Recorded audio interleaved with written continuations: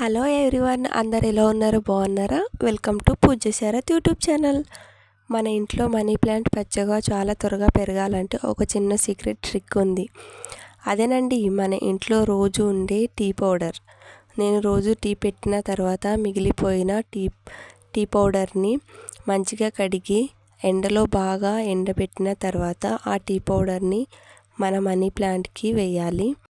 అసలు tea powder ఎందుకు వేయాలి అనుకుంటున్నారా? ఎందుకంటే అందులో నైట్రోజన్ చాలా ఎక్కువగా ఉంటుంది కాబట్టి.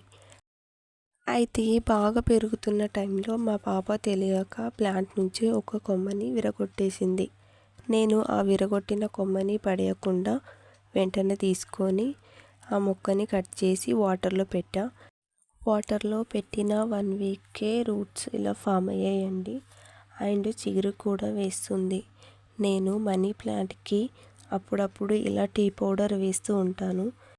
చూశారు కదండి ఆకులు ఎలా ఉన్నాయో.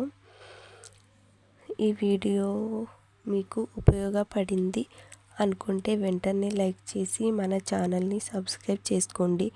ఇంకా ఎలాంటి వీడియో కావాలో కామెంట్ చేయండి.